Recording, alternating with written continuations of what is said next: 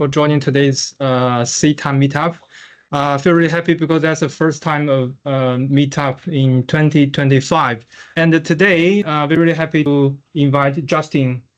Justin is a branch manager of Absolute IT. So, Absolute IT is a recruiter agency, and it's a very good brand in New Zealand market. So I know Justin a few years, and I said last time when we met each other, I said maybe in the last 2 years, the job market is really tough for everyone. So I think maybe it's a good time we can host a session and invite Justin to make a talk for our members. So if you have any questions or you are looking for a job, that's a good opportunity to connect with each other. Justin has how many years, decade of experience in recruitment experience, and has a rich experience working with various stations, governments, probably different companies and non-for-profits. So I know you have lots of experience. So it's really great to have you today. I saw some new faces. We know some old friends here and some new faces. So if you don't know what CITA is, so CITA means Chinese IT Association. Basically, we are founded in 2018. We are a non-for-profit organization. We connect Chinese professionals in New Zealand and we grow together. So if you are not a member, you can consider joining us today, or you can observe for a while. I believe after a few meetups, you are happy to join us because we provide lots of mentorship program, and we provide a platform to connect with each other and also some job referrals. So that's some introduction for CITA. And today, the first session will be, normally we all invite some new attendees. Like if you haven't been here before, you can introduce yourself. I'm happy to see so many new faces coming today. And I must say, this is the right time, right place you join this one, because the topic here is about tech employment.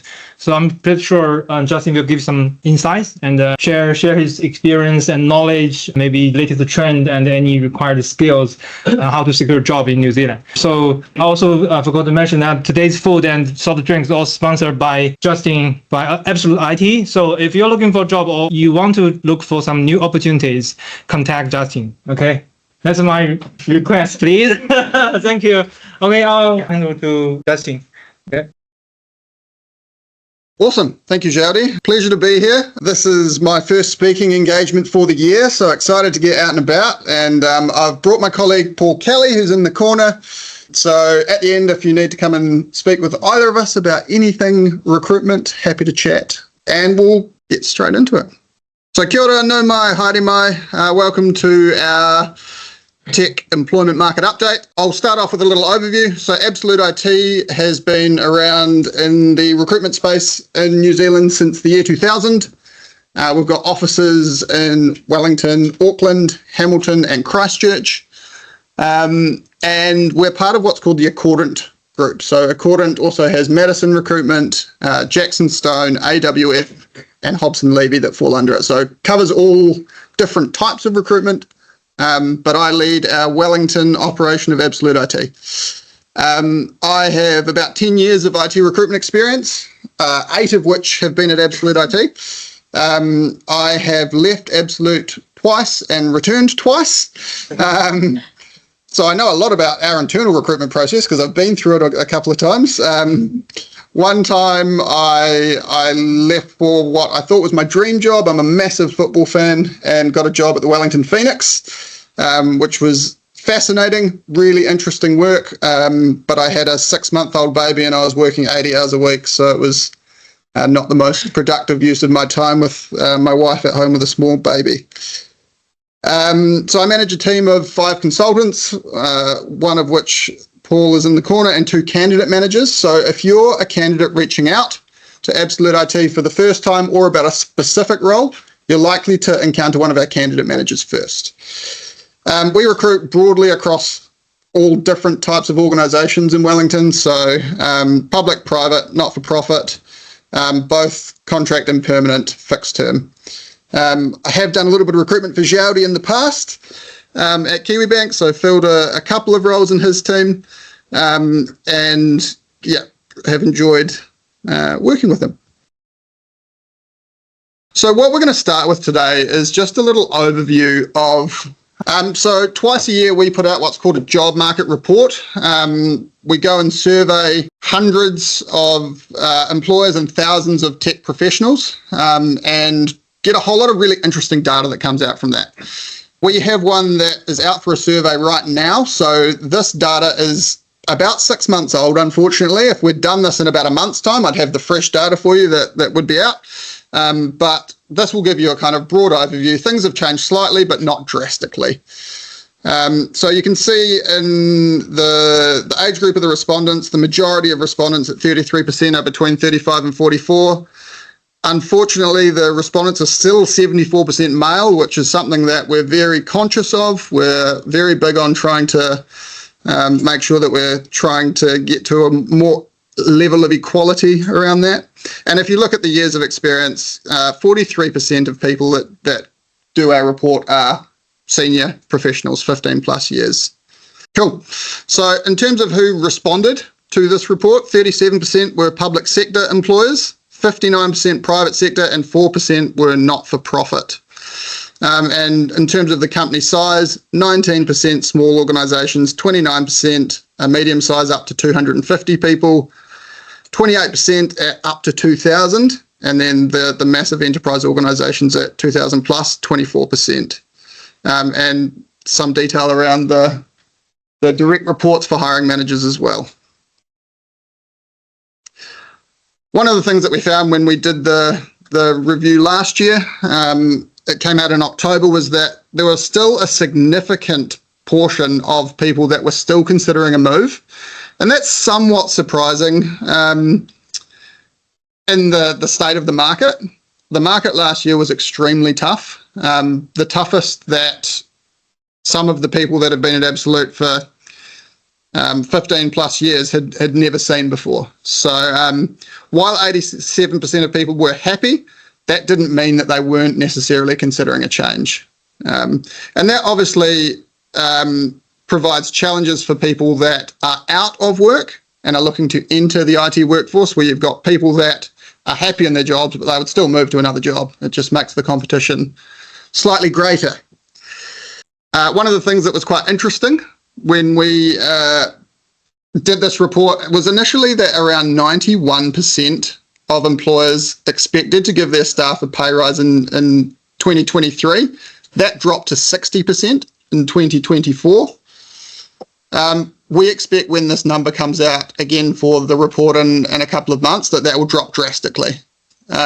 We experienced some pretty extreme rises in salaries and hourly rate expectations of candidates post-COVID. The market really took off, and with that, salaries and rate expectations for contracts went through the roof. That has come down quite drastically over the last 12 months. And so when the data does come out, we do expect that to drop quite a bit.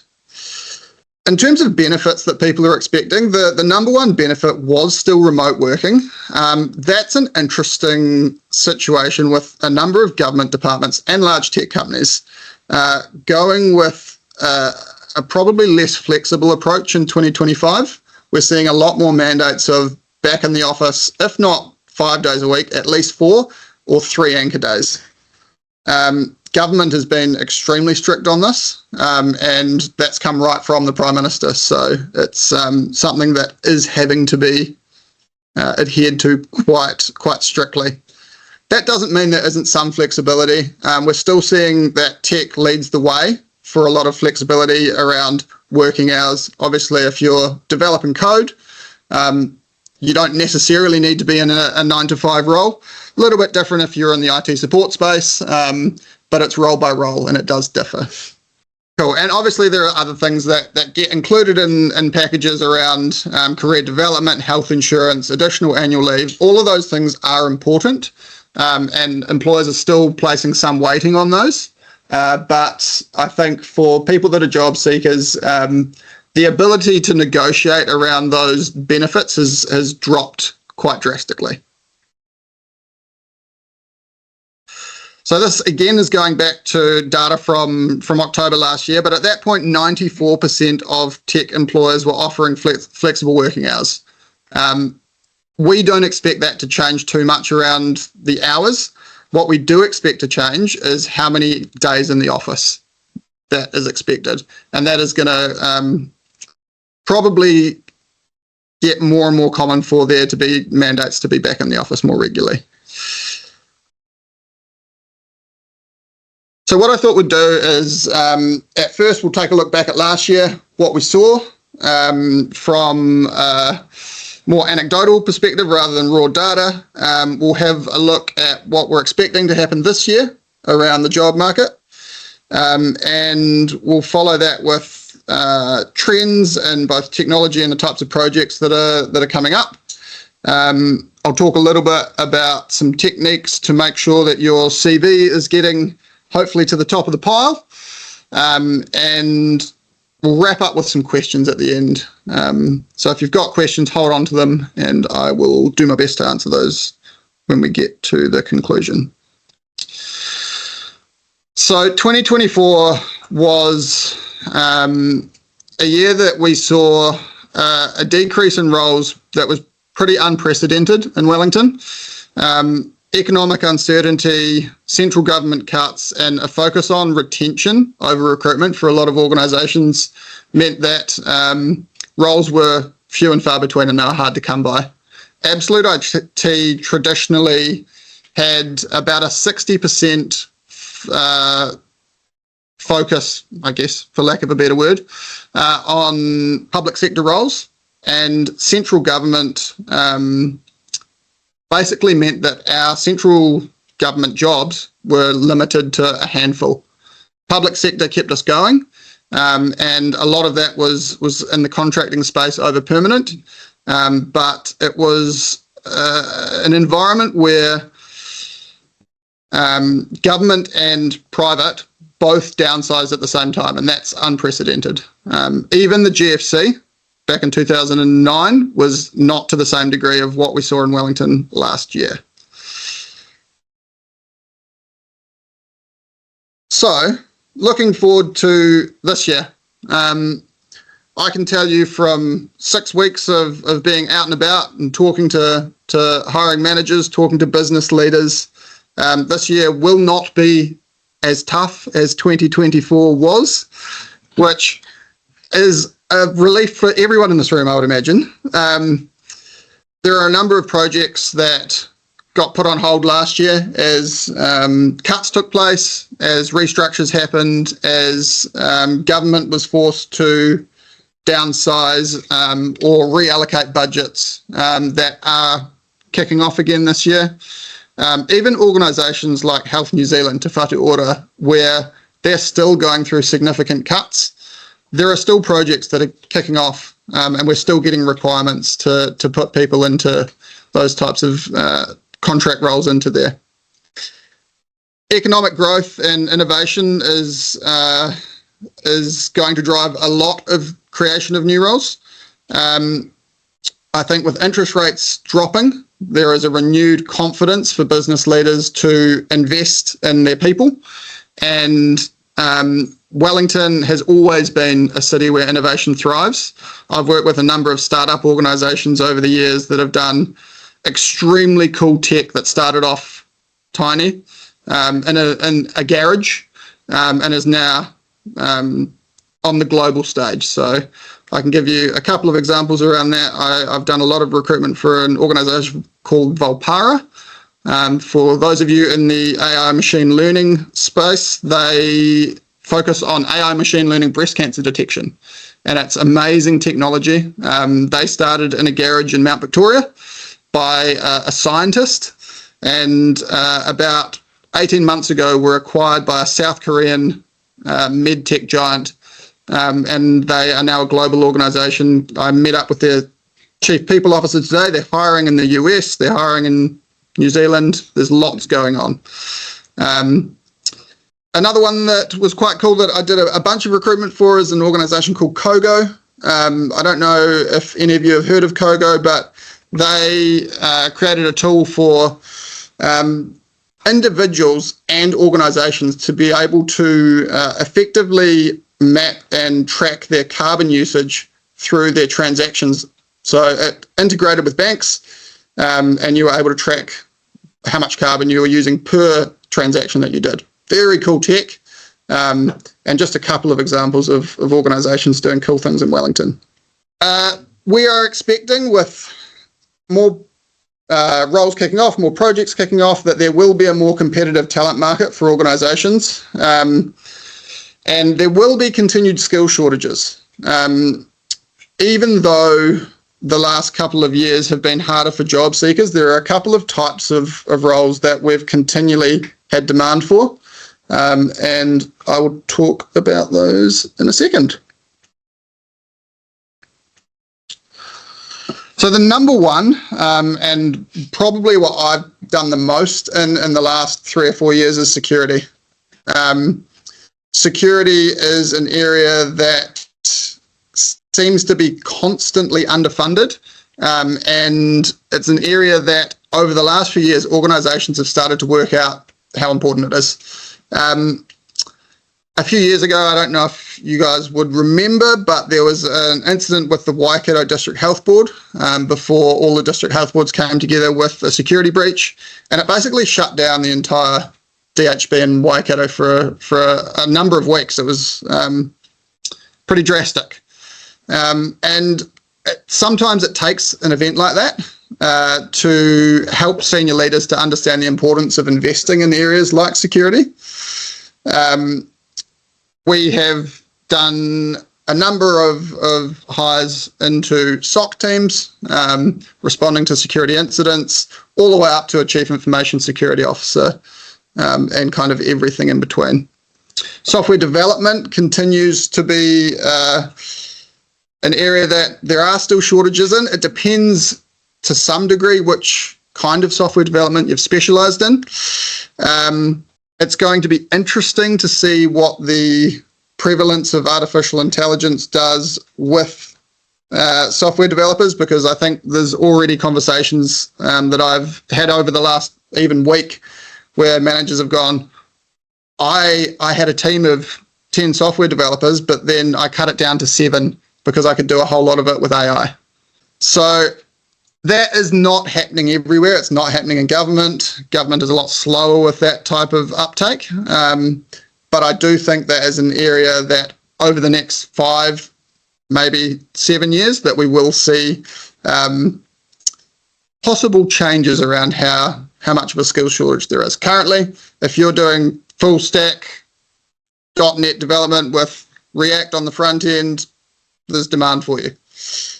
Data analysis. Data analysis is still an area where organizations haven't fully grasped how important it can be, and what they're able to do with a really strong data analysis team. Data science probably falls under that as well. I think we work with a number of organizations that are starting to grasp the kind of insights that they can get and what they can do with those. But it's still not an area that I would suggest is overrun with candidates at this point. And then AI machine learning. I mean, it's an obvious one. It's one that everyone is talking about. Obviously, we've had the fun and games with DeepSeek over the last wee while and seeing what that can do compared to like a chat GPT. But there's so many other AI machine learning organizations in New Zealand that are doing cool stuff. And there are not enough people to fill all the roles in there. I know when I had to recruit a machine learning role for Volpara, it was extremely challenging to find somebody that could do what they wanted with the right technology. So yeah, definitely an area for growth, definitely an area where I can see there being opportunities for people coming out of university with that kind of skill set.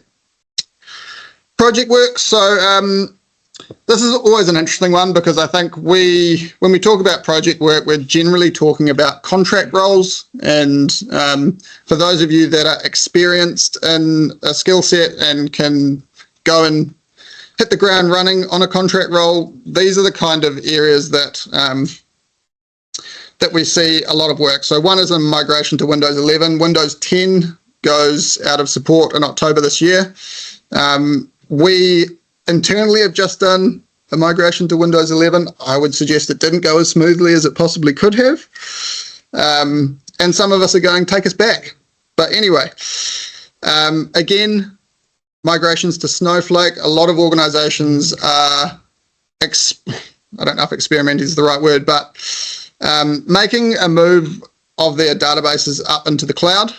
And some of them are learning the hard way that is a very, very expensive project and an ongoing way to store your data, but until they try, they're not going to know that. And generic cloud migrations in Azure or AWS, there is plenty of demand in that space. We don't see as many GCP migrations. There are some, but it's few and far between. And then one that we see a lot of is around Holidays Act and payroll remediation, especially for some of the larger government organisations that have shift workers, the likes of police and health, fire and emergency. They've got significant remediations to do around how they traditionally paid their people.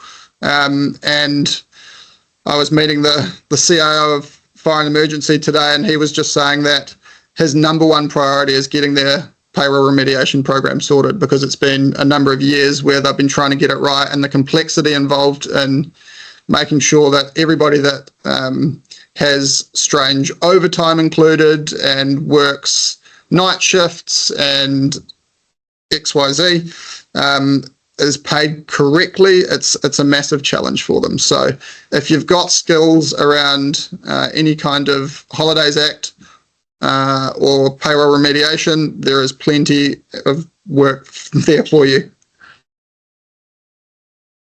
Moving on to tips for those of you that are in the market for a role. So my suggestion at the moment is that even though the market is starting to change, we are seeing a definite turn and more roles coming online. It's still a very competitive job market for job seekers. There are a couple of do's and a couple of do nots that I'll talk about today, because I think both of those really matter. The number one thing for us as a recruitment agency is that we have an applicant tracking system, a candidate database that captures every interaction that you have with us. So if you send us a CV, that CV will get stored on the system. If you apply to a job, we can see that you've applied to a job today, 2 weeks ago, 5 years ago. Target specific and relevant jobs that you are interested in. There is a serious challenge for hiring managers if you are applying for every job that an organisation has that you're not right for. It does you more harm than it does you good.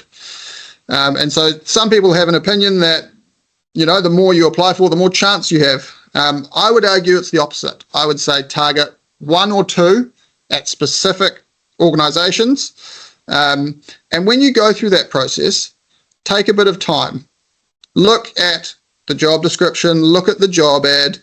If you are able to get in contact with anybody within that organisation, if there's an email address at the bottom of the ad, if it's through a recruiter like Absolute, or if it's direct with KiwiBank, for example, see if you can get in touch with somebody to understand what the nuances required for that role. There are not going to be many roles where there's no extra detail that can be given to you if you get in contact. The reality of job ads is that they're there to get your attention, and they're there to give you the kind of broad overview of what's involved. But if you don't dig any deeper, you're not going to get all the information that you need. Once you have that information, you're in a much better spot to be able to tailor your CV and your cover letter to that application. And the reason that matters at the moment is because if I put up a test engineer job ad today, by the end of the weekend, I have 100 applications. And so in the current market, if you look at that job ad and it says that you must have Playwright, and you must be able to do a little bit of SQL coding or whatever, and you haven't written that in your CV or cover letter or highlighted that you've got that skill, it's a very, very, very long shot that your CV will be progressed past just getting sent through at that stage. It's a challenge for job seekers because of the sheer volume that we're getting. If you'd talked to me 3 years ago, I could put a job ad up for a developer and I could have literally no one that's suitable. But that's not the case at the moment. Once you've got your CV highlighting what you need to, make sure you've got a cover letter that explains not only about your skills and your experience, because you don't want it just to repeat your CV.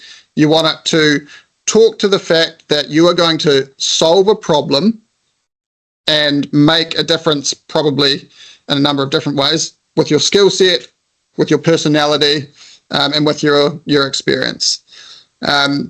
Make sure that your cover letter is not too direct, but also not too waffly. There's this balance that you've got to find where it's kind of looking at the key things that they're asking for in a job application and ensuring that you've highlighted your skills that will be in your CV. And my last thing, which is obviously not a problem for the people in this room, is network.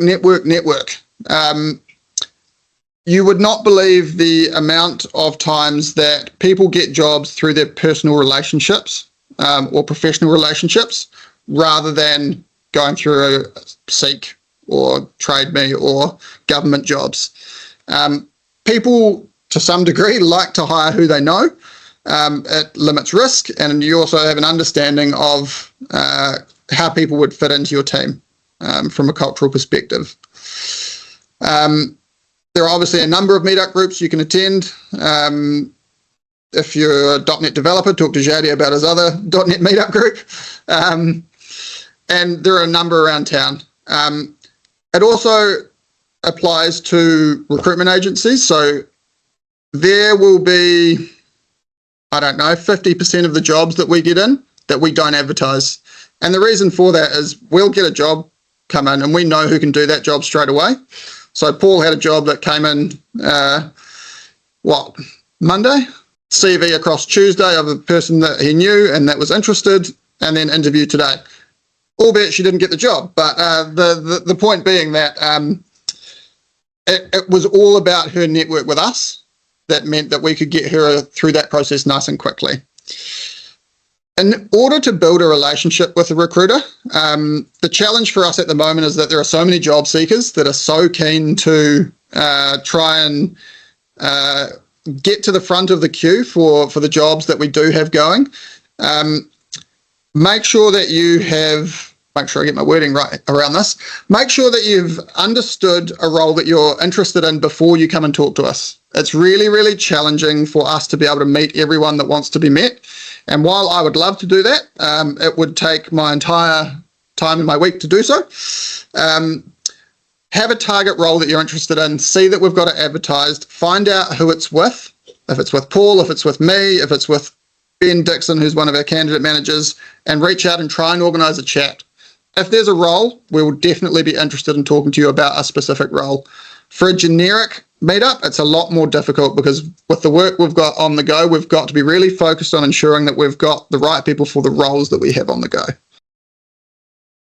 The next stage is once your CV has been submitted and you are through to the interview stage. It's a positive step. Interviewing is a real art. And I think one of the things that we try and guide our hiring managers around is that an interview isn't always a person's strength.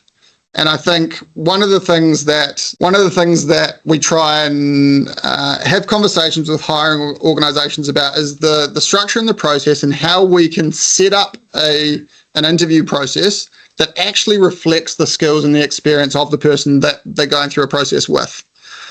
Obviously, there are some non-negotiables around technical skills. So if, for example, you are a .NET developer and you've also got some Java skills and we put you up to a Java role, they're going to want to know if you've got the depth of Java.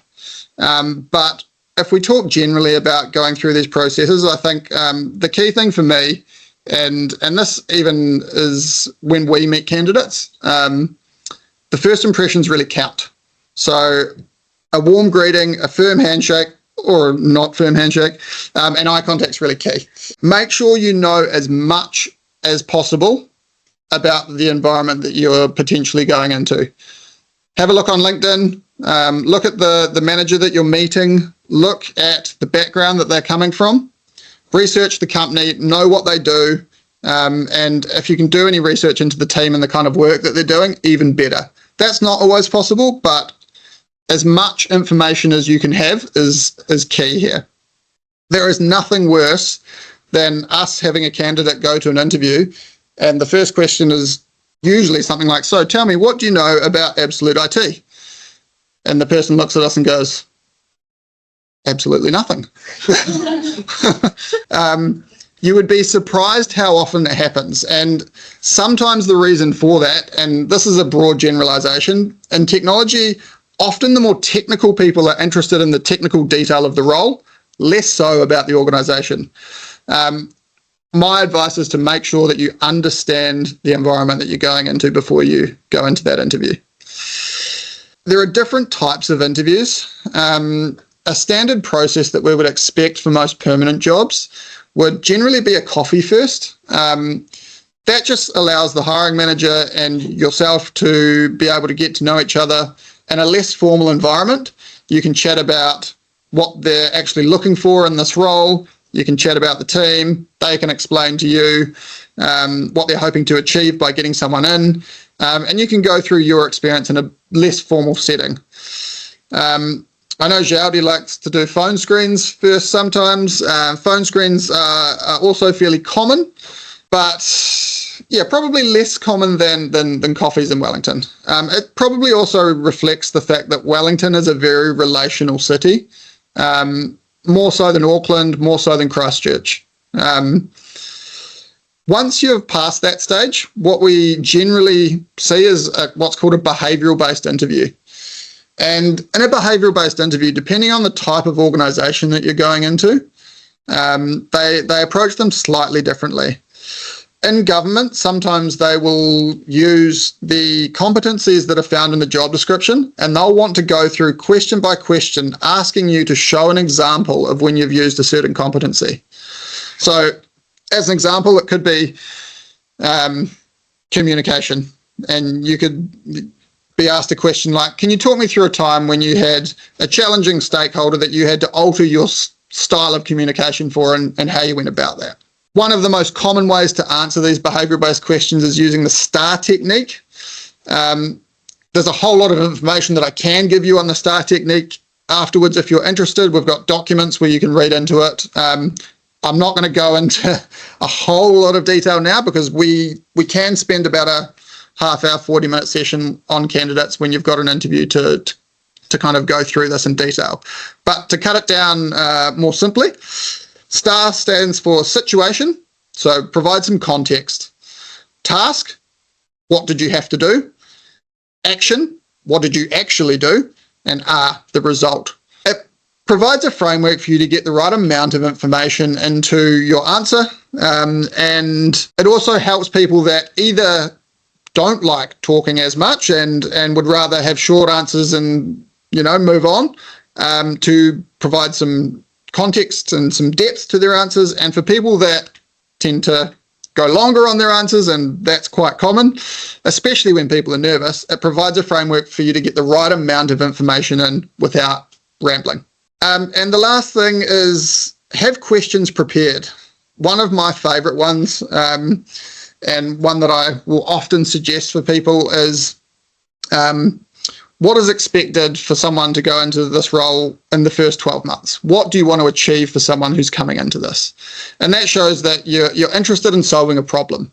There are not going to be many organisations that are hiring roles where they haven't got a real issue that needs to be solved. And so you need to make sure that you understand both from a technical perspective what the issue is, and from a business perspective, what's that going to solve? Questions are just another way to show how interested you are. And so I think for people that go into these interviews, if you compare someone that has prepared questions to someone that doesn't, if they'd answered everything else the same, the person that shows the interest is generally the one that makes better progress. Any questions? I've whizzed through that fairly quickly. So conscious that people might have some questions that they want to run through or not. Feel free to ask questions. Yeah. To talk to the recruiter directly. Yeah. You mentioned role types, data analysis, and AI machine learning. You mentioned the fields are being overrun by candidates or not being overrun by candidates. So those are areas that we see skill shortages generally. AI machine learning, there's a significant shortage. There's a lot of candidates coming out of university at a junior level with those skills, but we don't have a lot of people at a senior level.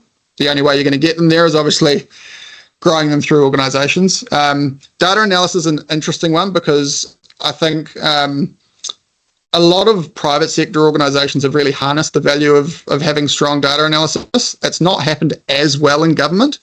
I do a lot of work at the Treasury, and they're about to set up a data analysis team. They don't even have one. So, yeah, I mean, it's one of those areas where, depending on your skill set as well, it's probably slightly different, the demand. If you've got data visualization skills, fantastic. There's a lot of demand around Power BI and mostly Power BI, some Tableau, but mostly Power BI. And yeah, same in the data space with anything to do with moving to Snowflake, lots of demand. My question is, so if organizations want to directly hire senior data, like engineer, scientist, or AI engineer, it's pretty hard. It's going to be hard at a senior level, depending on the skill set for data analysis, and also depending on whether they want to do it contract basis or permanent basis. The market varies quite drastically. My name is Gary, and my question is that as a tech role, like a programmer, is that common that the candidate is asked to do some hands-on stuff during the interview? Yeah, so technical testing is an interesting one. For a lot of development roles, there is an aspect of technical test. One of the things that I talk to my clients about is ensuring that any kind of technical test isn't overbearing and is reflective of what's fair for someone going through that process.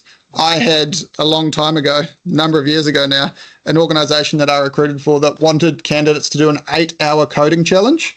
That's a whole day work. And so eventually we agreed that, because they didn't want to budge on that process, I said, well, that's fine, but let's let candidates invoice you to do this. So that obviously made sure that they were very committed to candidates going through this process. They'd done behavioural-based interviews before that. And if they really, really liked a candidate, they'd put them through the technical test. So in short, fairly common. Yeah. They'll test you immediately to see if you have some of the technical skill set which they require before they take you through any behavioural-based interviews or anything like that as well. Sometimes to minimise their time, narrow down that list. Make sure they got people with skills in intent. Yeah, exactly. I do have two questions. Yeah. One is probably tailored to our CITA association. You must be screening a lot of Chinese candidates, right? Do you see any advantage of us, like from the CVs or interviews, and any drawback that you can suggest us to improve? To be honest, I don't know if there's going to be too much differentiation between people within this room and outside of that. I mean, obviously, the biggest issue that organisations have when they have people coming from overseas from anywhere is, can they communicate effectively? It's not about English, it's about communication generally. And, you know, I think there's not going to be many people that move to New Zealand that don't have an accent or anything like that. And so that's not generally an issue. I think the issue that some people have is not being able to comprehend or understand. And if that's the case, a lot of organisations will generally go down other paths with other people. But I think there's been Wellington especially has come a long way, even in the time I've been recruiting, with the state of the workforce. It's extremely diverse, and it's no way near as much of a challenge now as it was 10 years ago. Great, thanks. I also have another question around like career development. What kind of CV you see? How do I see this? Like, do you see any red flags if you see a CV with a lot of hops between different organizations? I notice a lot of people here, they tend to work like more than 10 years or 20 years in government or a large organization. Do they have any disadvantage like by staying in a company for such a long time? That's an interesting question to answer, because I think at the moment, one of the things that we've seen a lot of is career contractors trying to re-enter the permanent market. Now, that's seen as a risk for employers, because if they've been contracting in 6-month or 12-month contracts and moving every 6 or 12 months for 10 years and then move into a permanent role, the risk is that they don't last in the permanent role. I think for people that are not career contractors and that have moved for legitimate reasons, it's less of an issue. And I also think that's part of why you need to be able to get in front of someone and explain what that scenario is, because you know, when I went to the Wellington Phoenix, I lasted there 9 months, and a lot of people would look at that and go, 9 months, that's not a very long time in a permanent job. But I can say, well, you know, I went there, I worked extremely long hours for less money than I was earning when I left, and I had a baby, so it wasn't sustainable. I had to go back to what I was doing. And so if you can provide a bit of context around why you're moving, most reasonable hiring managers will be able to understand that. Cool, thanks. You're welcome. Question. I have a feeling for the recruitment agency, like Absolute IT, mainly focus on intermediate or senior roles. And do you get some interns or graduate roles sometimes? So internships very rarely. Junior roles, yes, but less often than we would get intermediate or senior roles. Mostly because the candidate pool for those graduate roles is so much larger. Organizations don't want to effectively pay our fee for us to manage that process for them. Not to say it doesn't happen, it does, but it's less regular. So do you have like any suggestions for seeking for intern or graduate role like this? Yeah, so Wellington's obviously been in a really tough place for all graduates. And I think the key thing for anyone in your position is to do things like this. Get out and about and build your network and understand who's who and who's hiring when, so that you've got a face and a name to talk to when you can see a role that you're interested in. If you are one of the people that applies to a graduate role right now, if we, for example, advertise one, we would have 100 applicants in no time. And so it's going to be all about your relationships. Thank you. Three more questions. 3 more. Oh.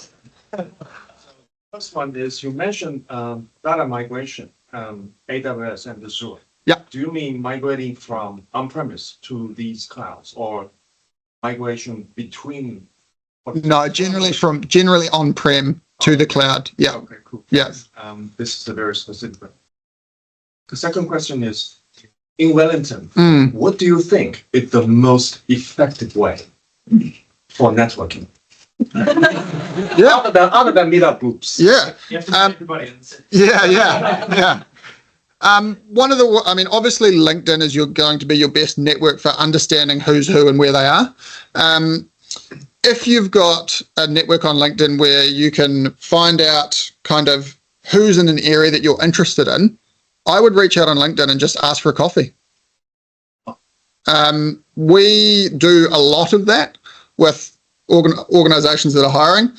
In fact, I think the first time I met Xiaodi, I just emailed him and said, hey, would love to meet you for a coffee. I said, yes.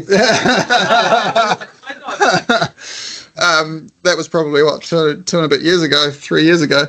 And if you're in a similar field, got similar skill sets, you'll have common areas to talk about. And, you know, if you're at Transpower and you want to talk to someone who's at the Ministry of Social Development, there's going to be areas where you can, you know, cross over in terms of what you can get involved in.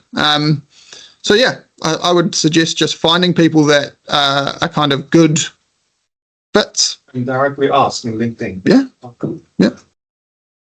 My last question is, for example, as a senior software engineer or intermediate who has only been doing software engineering, no data science, no AI. Yeah. So if he or she wants to get like better chance of getting his or her next job, to get some of the skills from these fields, what certificate or training do you think the most valuable? So that's an interesting question. I've generally moved away from suggesting that candidates go and invest in expensive courses or certificates to try and move into a different type of job. The reason for that is so often organizations will look at your experience, and if you haven't actually done commercially what they want, they'll take someone that has. My suggestion is to find an organization that has the type of work that you're interested in and move into a role like a software engineering role and move internally. That's the easiest way to do it. There will be opportunities to potentially do a role, you know, if you're doing an engineering role that wanted to do some data science, there might be a role where you could go into that leans into that. But I think that the chances of getting any kind of certificate and then moving into a role based on that certification is quite low. I understand that, but it's like a chicken and egg. It is a chicken and egg thing. If you don't have any AI or data science experience on your CV, you want to start working on this, but you don't have that working, so it's hard for you to get started. Yeah, no, and that's probably a fair assumption. It also probably depends specifically on the area that you want to get into. Something like AI and machine learning, that probably might be an area that would be worth looking into going back and doing some study, because there's not going to be too many organizations around town that are willing to train someone up in that hasn't done any study because of the kind of how new it is. But I think for other areas, there might be opportunities to move internally if you got into a role that was a sideways step from where you are because of the type of work that they did in that organization. Okay, so getting a training or certificates is going to be helpful, but real work experience on these fields will be much more helpful. Correct. I think if you work somewhere like Transpower, reach out to the data team there, ask if you can have a coffee with them, ask if you can get to know them. Yeah, that's got a pretty significant data. That's from what I understand. Yeah, good idea. Yeah. And then when you go to a prospective employee, you can say, I've worked with some of our data team, I've done some of this stuff, they've shown me how it works in Snowflake, so I have a little bit of commercial experience on how it works commercially, rather than just the certification of everything in theory. Yeah. Yeah, I've been in the data industry for a couple of years. Just to answer your question, if you absolutely had to pick something, I would probably go for either Databricks or Snowflake, especially with Databricks. Databricks. Databricks or Snowflake for like an AI ML training. Either of them should have AI ML courses. Oh, okay. But I mean, definitely don't discount what they're saying in terms of like sideways moves. If you have like a Databricks ML certification and you're in an organization where they also have data, like when they see that you've been training, that looks pretty good too. Those two are pretty good. So You want to go that way too. If you're a developer, learn Python, look into R, look at tooling like DBT, for example. Hello. Would you recommend cloud-based certificates for machine learning? It's always a tricky one for cloud certificates because it depends on the client. Like, if you're already working commercially within a client, it's obviously a lot easier. Like something like Transpower. If you're not already working commercially, you're better off having a certificate rather than not having it. But you just got to be honest about your commercial use of that. Like the classic one to get is like actually got Terraform certified. And then we talk to a candidate, or the client talks to the candidate, and then okay, well, this person knows how the tool works. They know it in theory, but they've never actually used it before in a live production environment, right? So, but if you're looking at getting into a role, then you can do some AWS certifications if that's the way you're wanting to go, or some Azure certs. If you're not currently commercially working in that environment, that's going to help, but they can get quite expensive to help. Do you see many candidates moving to that direction, like used to be a software developer or engineer, and then now head into AI field? Do you see many people like that? Specifically around AI, or? Yeah, I think it's probably still not an area where there's a whole lot of organizations that are doing it at a scale that requires a significant number of candidates. So there is a lot of interest and a lot of people are keen to move in that direction. But I think when you look at the organizations that are doing it at scale, there's limited opportunity sometimes. We're not talking about security. We're talking about more around compliance risks, or it's more like field-based security. Like security engineering, Right. not engineering around security standards, security data. Right. I have a quick question. Yes. You said there are more and more work can be replaced by AI. So many companies prefer to use less people because they can use AI to do a lot of things. So I want to know what's the most important skill you think for companies for hiring some people, because many of the programming can be done by robots. So how could you expect your staff to do in this area? Yeah, sure. My comment around the organisation that was replacing people with AI is not the norm at the moment. It obviously is happening, but it's not common. I think it will become more common. But if we look at our last 12 months and where the demand has been consistent, it's been in security. So it's building security operations teams. It's people going in and doing certification and accreditation, security strategy, and that side of security. So that's where there's been consistent demand in what has been sometimes a bit of a soft market for us. I've got a couple of questions online, so I'm just going to go through those. If I get rejected within 1 minute, what is the most likely reason? I applied to a company with the same business content and technology stack, which I also emphasized in my cover letter, but still got rejected in 1 minute. Why? So that is a hard one for me to answer without some more information, but I'll do my best. There is more and more automation in recruitment processes for some organizations. There aren't many recruitment agencies that I know of that are using AI to screen CVs. At this point, we definitely do not do it. But there are some organizations that do. And so if you've sent a CV that misses some keywords that are required, you'd get screened out pretty much immediately. The only other reason I can think of is around timing. If you've applied to a role a week after it's gone up, there's a chance that that role is already well progressed and they've just decided to close off new applications while they progress the candidates that are already in that process. Next question was, do you see any difference in job opportunities between Wellington and Auckland? Yes. Auckland has not been hit nearly as hard as Wellington in terms of restructures and changes to organisations. I think Auckland is much more commercially focused. Wellington has a much heavier government focus.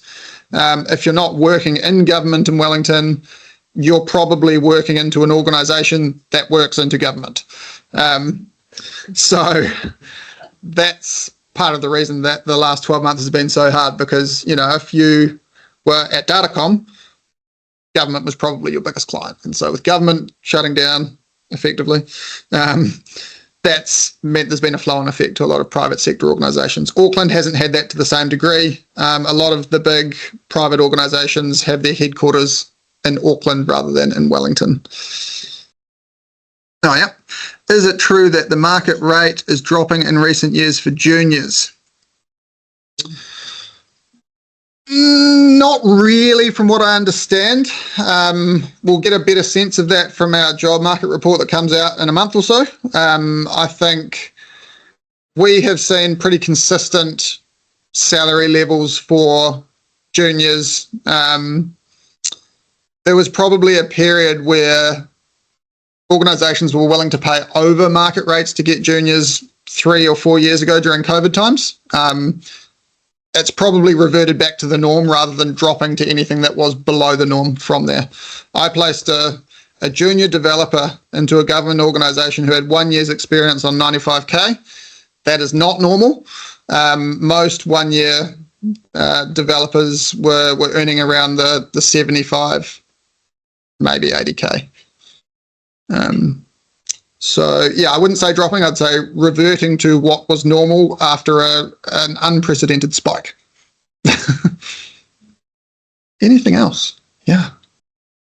Well, you mentioned that your company haven't used AI to select CVs or unpack, but I've noticed that many people are using AI to polish their CV and write CVs. Yes. And some people often, write the cover letter completely using ChatGPT or whatever. So when you go through the CVs, can you tell a difference between those groups and the people? Yeah, you can. You definitely can. Because what people do is they'll copy and paste the job ad into ChatGPT and say, write me a cover letter. And so they come out the same. Yeah, I think people using it for their CVs makes a lot of sense. I think it can provide nice structure. It can make sure that you've got the right level of detail. I would say if you do want to do that and use that as a kind of structure to build it, personalize it. Because once you've got that in place, you need to stand out from the crowd. And so just make sure you've got a bit of feeling and a bit of life in it, because this document wants to reflect who you are as a person as well as your job experience. And people don't hire experience only. They want someone that's going to add to their team culturally as well. So you want to get a bit of personality into your CV and your cover letter. No, but like, for example, I love it when people put in their hobbies. I really... In cover letter? In your CV, not necessarily in your cover letter, in your CV.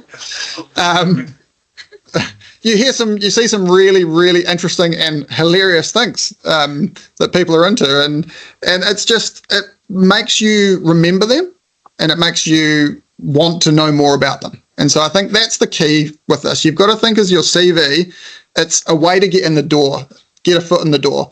It's not going to get you the job, but it's going to get you in the door to sell yourself more. And so my advice around CVs is to make it as interesting as possible. Well, thanks for sharing today, and also relate to the connection. You mentioned that we can also connect with like recruitment agencies like you. I'm just curious is it proper, like in the sense of business manner, to keep connections with multiple? Yeah, that's fine. I think this is actually quite a common question that we get a lot of, and I think there's not going to be any one recruitment agency in Wellington that gets every job. There'll be jobs that I get that the recruitment agency down the road doesn't get, and vice versa. And so it's important that you do have a network of people that you trust. There is a fairly drastic level of quality that varies between recruitment agencies. And so you'll see a lot of complaints about recruiters. And as an industry, it's a fairly low barrier to entry. So lots of people can want to get into the industry, but there's not a lot of people that are really good at what we do.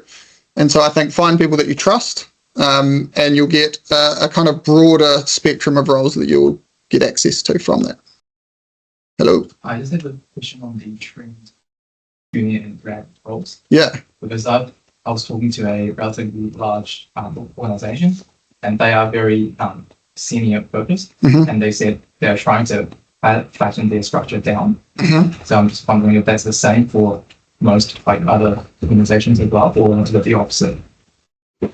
I don't know if it's either, to be honest. I haven't heard of any organisations that are drastically changing how they approach graduate or junior recruitment. I think there's always got to be an appetite for organisations that are wanting to bring juniors or grads in to have the time and the willingness to upskill them, because for the first period of time, I won't put a defined time period on it, the grads and juniors that go in are effectively a burden on these organisations.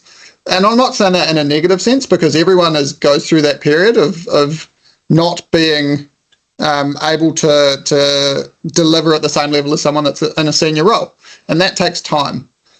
So if you're going into an organisation that is willing to invest in you and that has time and money to do that, it probably doesn't matter too much what that structure looks like. Yeah, and I don't think we've seen a major change in it. Question: Do you have any suggestion for PhD students? Because yes, last year I need an exam. They say I'm overqualified. What can I do for that?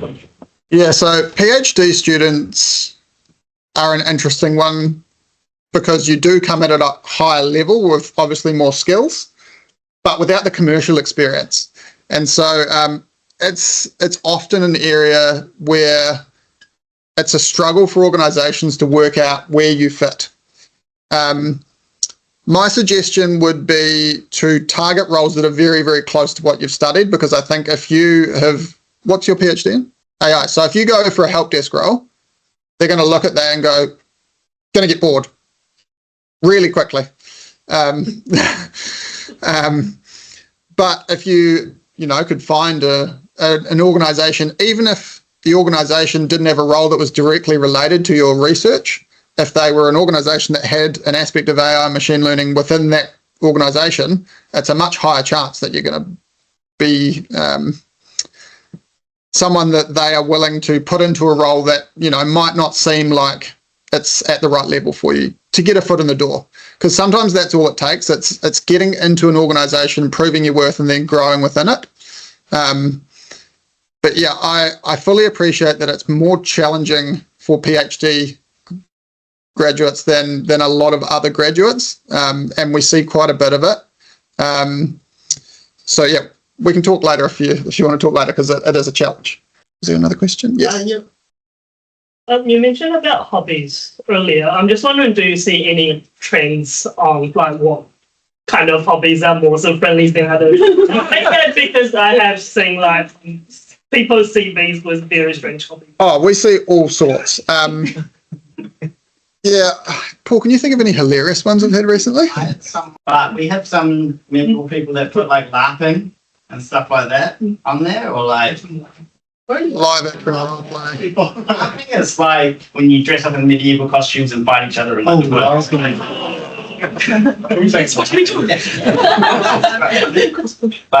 don't know, it's memorable. Like we might be like, oh, he was the Taekwondo instructor, right? Yeah, there wouldn't be very many hobbies that I would look at something and go, right, that's not the candidate for me. I think it adds to building a persona around your piece of paper. It's not generally something that I would reject a candidate based off. They're more human. And Yeah. They can connect you with clients. Like you say that you're a runner or you do Taekwondo or whatever. The chances of a client being like, oh. But do you see that as being used as part of like a cultural fit for the team though? Not really. Not really. I think it's a differentiator, and I think if you had to choose to interview someone that had the exact same CV and one had hobbies and one didn't, you'd probably just interview the one with hobbies because they seem like more of a person. Yeah. You mentioned the average salary expectation for junior. Do you mind sharing the average salary for? Yeah, so if you were coming straight out of university, no work experience in technology at all, most roles are paying somewhere between 60 and 70,000. Intermediate, senior, Depends what type of roles we're talking. Are we talking developers, full stack developers? So the market's changed over the last 12 months, but intermediate developers, you're probably looking from, and again, it depends how you define intermediate, 90 to 110, and then senior 120 to 135, 140, and then principal 150 plus. that's for government? Or? That's generally, yeah, it does change. Yeah, it does change a lot between organisations. If you ask Jadi what banking salaries are, they're going to be very different to what a not-for-profit salary is. But generally that's ballpark figures. Cool.